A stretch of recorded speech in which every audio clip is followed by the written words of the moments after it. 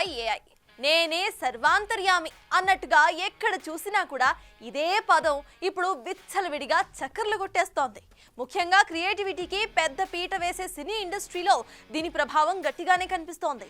సినిమాకి మ్యూజిక్ కావాలన్నా, legendary voice recreate చేయాలన్నా, యాక్టర్స్ యొక్క ఏజ్ తగ్గించాలన్నా, విజువల్ ఎఫెక్ట్స్ ని డిజైన్ చేయాలి అన్నా అంతా కూడా ఏఐ వైపే చూడటం ఇక్కడ గమనార్హం.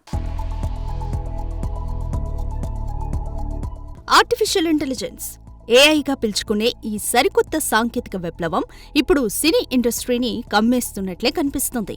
తాజాగా మాస్ జాతరాలో చక్రి వాయిస్ ని డిట్టోగా దించేశామంటే తెగ సంబరపడ్డాం. కల్కిలో అమితాబ్ ని అశ్వత్థామగా క్రియేట్ చేశారంటే ఆశ్చర్యపోయాం. లాల్ సింగ్ చెద్దా, డంకీ, భారత్ సినిమాల్లో అమీర్, షారూక్, సల్మాన్ల వయసుల్ని తగ్గించిందంటే అబ్బురపడ్డాం. అయితే తాజాగా వివేక్ అంచలియా అనే మేకర్ ఏకంగా ఏఐతో నైషా అనే సినిమాని క్రియేట్ చేయడం ఇండస్ట్రీని ఒక్కసారిగా షాక్ కి గురిచేసింది. మేలో రానున్న ఈ సినిమాలో ఏఐ క్రియేట్ చేసిన Naisha Bose, Zain Kapoor lead roles. General గా సినిమా రెడీ అవ్వాలంటే బోలెడంత శ్రమ అవసరం.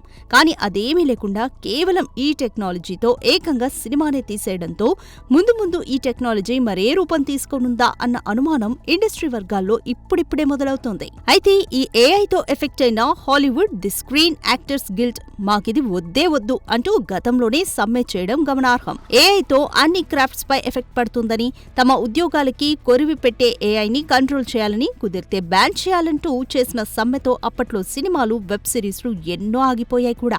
అయితే వస్తున్న టెక్నాలజీని వెల్కమ్ చేయాలని, దీనివల్ల బడ్జెట్ అండ్ టైం సేవ్ అవుతుందని జేమ్స్ వంటి వాళ్లు ఎంకరేజ్ చేయడం గమనార్హం.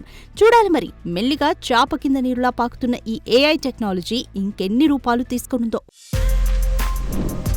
For more videos like this, subscribe Big TV channel.